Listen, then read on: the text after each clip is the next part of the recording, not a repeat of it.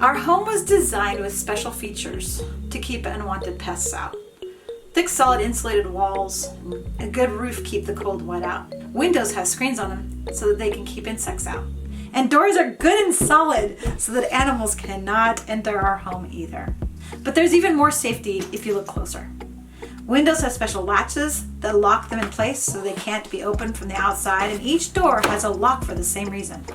If you flew a drone over our home and looked at it from above, you'd miss these small but important features. But if you come in close, right up to my door, you can see the doorknob. And if you come in closer still and look really close on that doorknob, you'll see the keyhole. Try the knob. It's locked. You must have the key to get in. Not just any key, the right key. If you have the key, you can enter my home.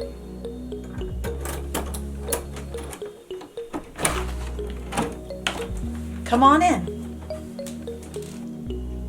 So here we are in my nice cozy home by the nice cozy fire, and I've invited you in because I had the key and it's my house.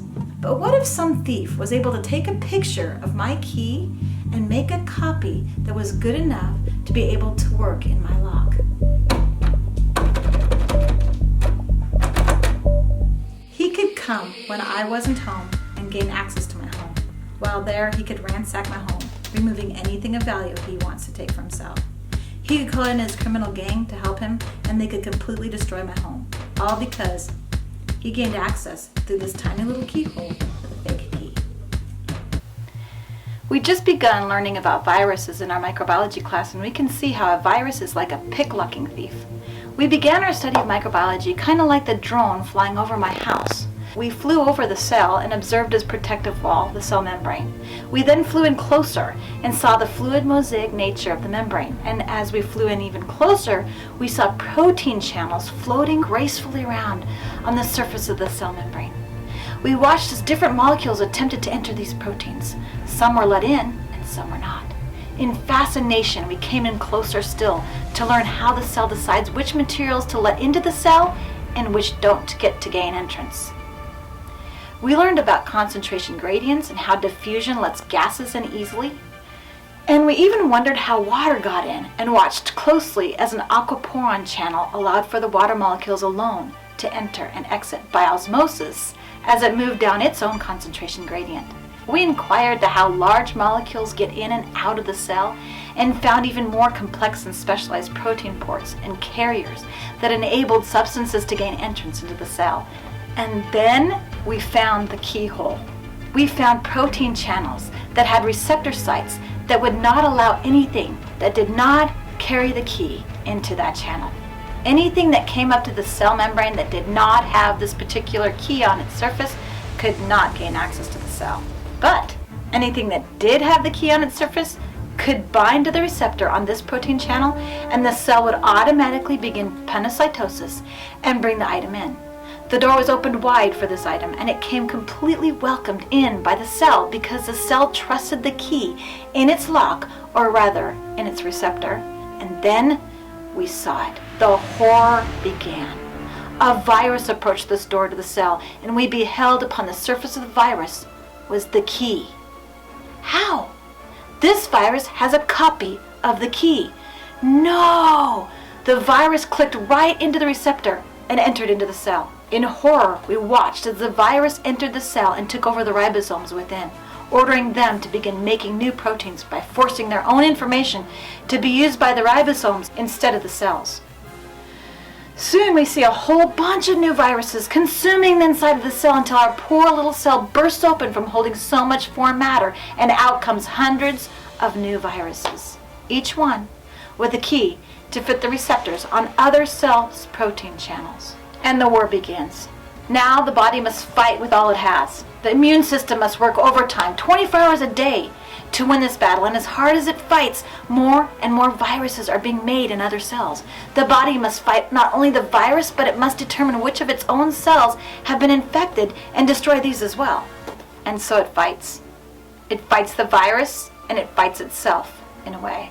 And if this is our body, we experience the illness that arises from the virus's attack on our cells, as well as the symptoms our body's immune system must utilize to destroy these viruses. The fight can be so bad that we could lose it.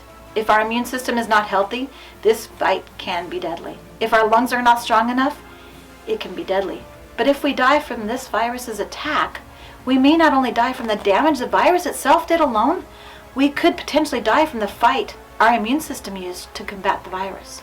This little lockpicker can do a lot of damage before he's caught. And to think he gained access to just one microscopic cell, the smallest unit of life itself, and he did it through just one protein channel of many different channels.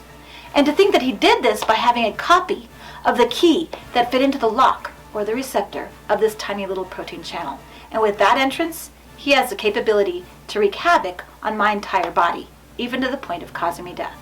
You know, viruses remind me about another lockpicker who has the same desire to destroy, but has much, much more power than a virus. Viruses don't have motives as to why they do what they do, other than to make more copies of themselves. They're kind of like a computer code, written to do a job and then it's done.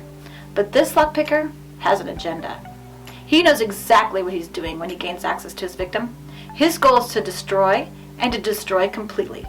This evil lockpicker is Satan, and he is not just an imaginary fictional creature in a fairy tale, although that is what he would have you believe. In fact, that is how he attempts to destroy you. He gains access to your mind through whispering thoughts to you. These thoughts can come to you disguised as truth. They can sound so easy to believe that they are like the fake key that the virus used to get in. They can have elements of truth in them, but these thoughts are intended to destroy you. When you begin to believe these thoughts, he has gained access into the part of you that makes decisions for the entire body. It's just like the virus. When Satan gives us a false thought and we begin to believe it, we have opened our mind to the possibility that this thought is true. Just as the virus caused the cell membrane to begin the process of penocytosis and bring the virus into its inner workings and present the virus to the ribosomes for copying. Once we begin thinking about this thought being true, Satan shows us things that seem to look true in light of this false thought. And he begins to take our minds captive and direct our thinking totally off track. Just like the virus ordering the ribosomes to make more of itself, Satan twists our thinking and gives us more incorrect thoughts that build on the original false thought. And the whole time Satan is doing this, his goal is to destroy us. He wants to kill us. He is our worst adversary. But so many people in this world have already bought into the lie that he isn't even real. He's just something man made up, a fairy tale not to worry about. That is one of the beginning thoughts that allow him access to our thinking. And if he isn't real, then neither is God. And the thoughts begin to multiply in our mind. And if God isn't real, then there is no real meaning or purpose for me, for my life, for my existence. In fact, I don't even matter, really, in the whole scheme of things. What is my life anyway? No different than an ant's, really, and life is hard, and I'm lonely, and I'm miserable, and I might as well not be here. Do you see it?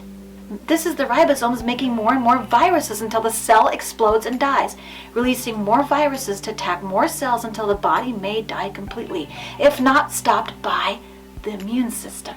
What is our spiritual immune system? How do we attack this vicious virus, making pick-locking absolutely real and evil destroyer of our lives, Satan? Just like our body must respond immediately to the threat of a virus, we must learn to attack as soon as possible. Our WBCs, or white blood cells, are our body's first line of defense for our immune system. Their job is to identify and attack foreign bodies, such as viruses. The sooner our WBCs get on the job, the less damage will be done by the virus. So spiritually, we need to attack any thoughts that go against God when they first come at us. Which means we need to be able to recognize these thoughts for what they are, lies of Satan. 2 Corinthians 10, 3-5 says, "For though we live in the world, we do not wage war as the world does. The weapons we fight with are not the weapons of the world. On the contrary, they have divine power to demolish strongholds. And we demolish arguments and every pretension that sets itself up against the knowledge of God. And we take captive every thought and make it obedient to Christ." The reason we don't wage war as the world does is that we understand that this battle is one that begins in the mind. We also understand that this battle is not one we fight with other people. We know we are fighting spiritual forces of evil. Satan is real, and he is the one we are fighting against.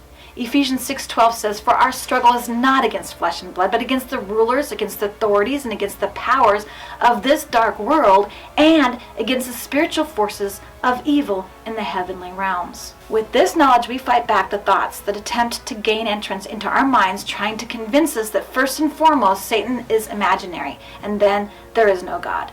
In 2 Corinthians, we see that we fight with special weapons that have the power to demolish strongholds. Notice that these strongholds are thoughts that set up against the knowledge of God. Because if there is no God, then my hope is futile, and my future is empty and void.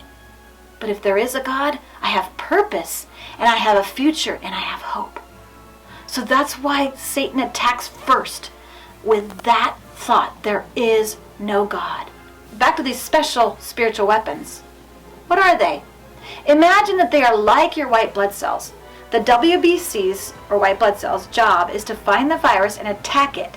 And if it has entered a cell and begun to make a whole army, a stronghold, the WBCs are to demolish the stronghold. So what do we have that has the power of the WBCs that can demolish strongholds of thought that have taken our minds to very dark places and caused us to begin losing hope?